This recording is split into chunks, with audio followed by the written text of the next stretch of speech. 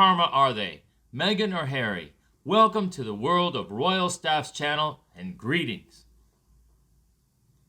As you are all aware, Meghan Markle and Prince Harry leaving their families and close friends in favor of one another seems like two people who would naturally gravitate toward one another. It's been said that misery enjoys company, and it appears that these two are getting a kick out of each other's misery. Prince Harry's transformation into an obnoxious beta male proves that not all frogs can turn into princes, not even with the assistance of a former actress.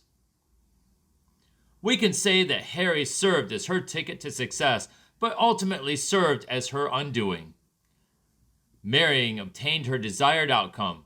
In general, she would actually marry someone better if she was deserving of better. She merits Harry, though. Both are punching below their weight and are categorized as low.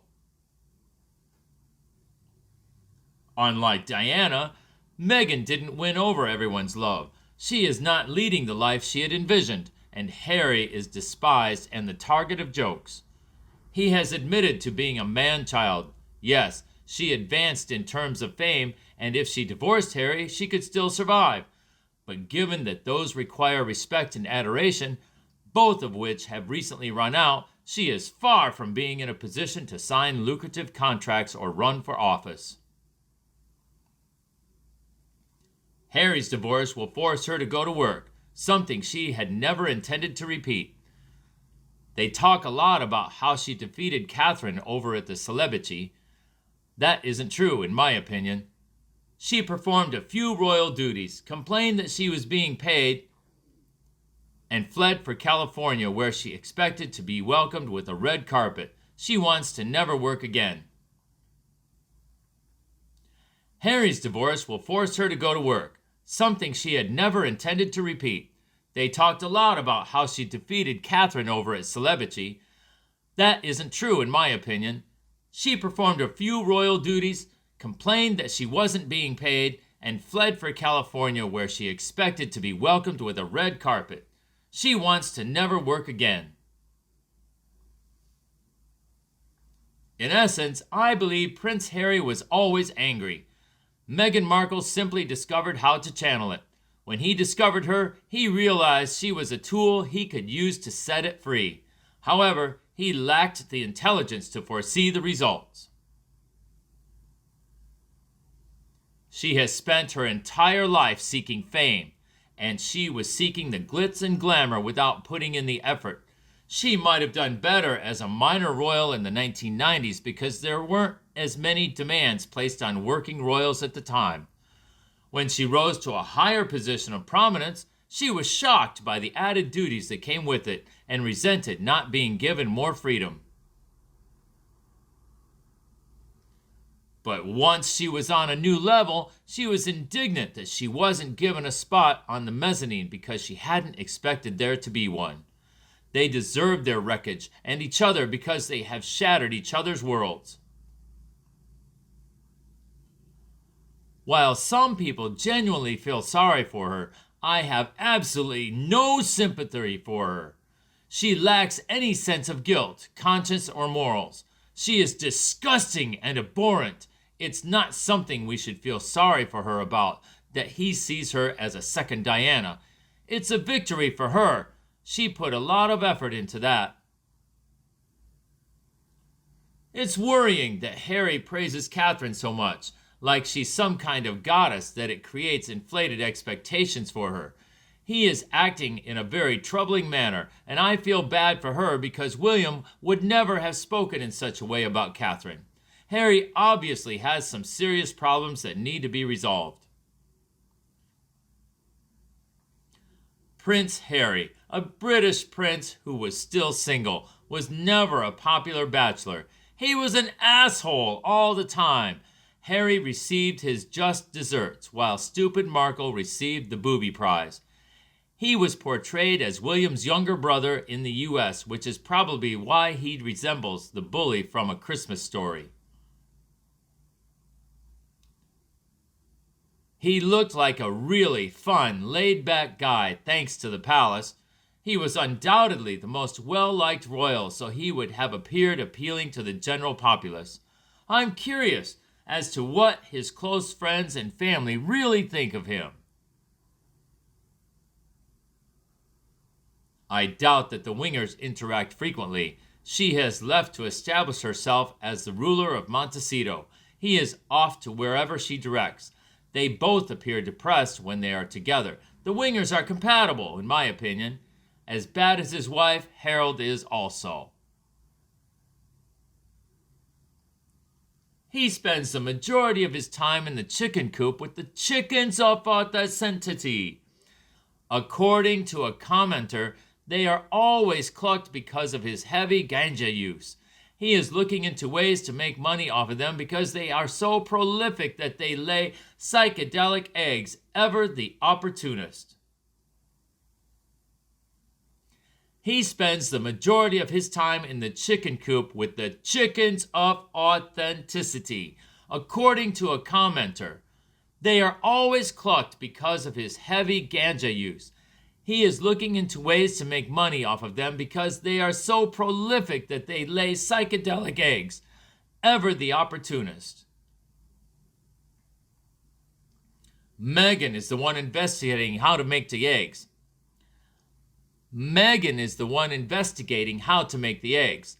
Chickens, coop, feed, mulch, shrooms, marijuana strain, and laughing gas canisters profitable, while searching for a new residence in Beverly Hills. Fair enough. She did contribute it to Harry. Fair enough. She did contribute to Harry being thrust into the spotlight for ridicule. TW had a significant impact on their time in Southern California, their efforts to stay current, and the content and tenor of his book. She's likely advising him on the proper course of action. He acts so foolishly. Fair enough. She did contribute to Harry being thrust into the spotlight for ridicule. TW had a significant impact on their time in Southern California, their efforts to stay current, and the content and tenor of his book. She's likely advising him on the proper course of action. He acts so foolishly. Meghan was counting on his regal position to offset any unfavorable effects. I don't think she anticipated William and Charles becoming closer. Perhaps she assumed William would support his brother rather than their father. Sad that she initially persuaded the dunderhead to make the topic about sides. She always wanted William in the first place.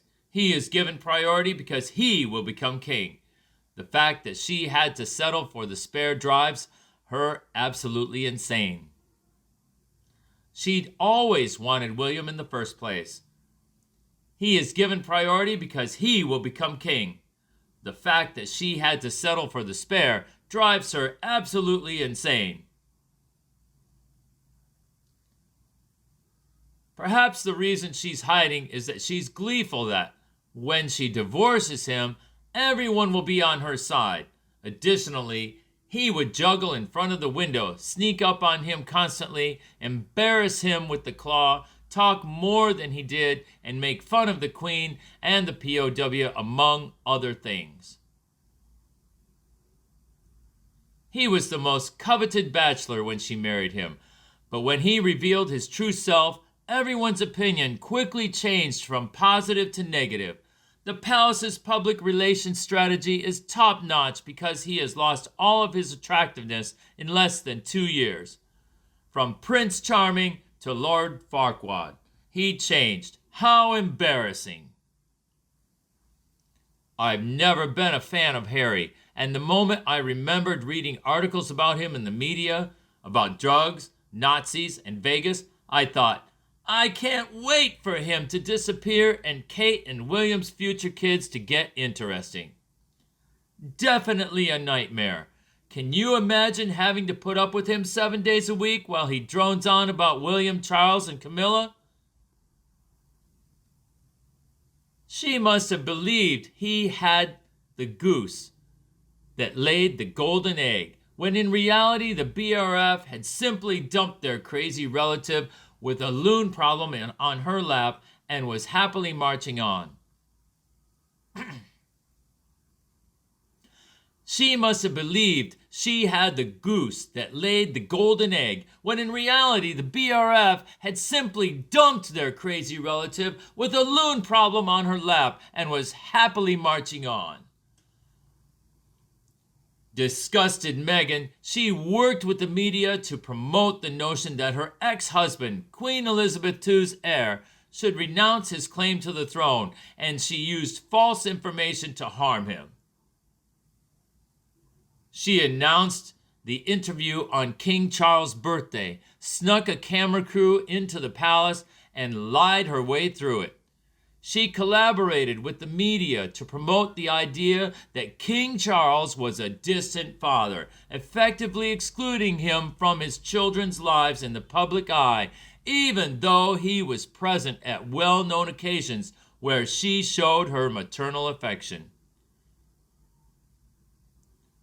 Now her own younger son is attempting to mimic what she did to her son in an effort to thwart his future rule.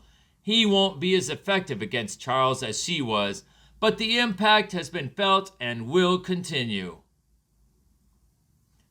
Overall, they complement each other better, and it was a good thing they left their toxic families behind. They each have their own karma. Your views are very important to us. Please share them with us in the comments section below. Give this video a thumbs up if it spoke to you and share it with others to show your support. By subscribing to our channel, you can stay informed. We appreciate you joining us and are looking forward to speaking with you again soon. Wait, if you're watching here, don't forget to like and subscribe below. Okay, keep watching videos now.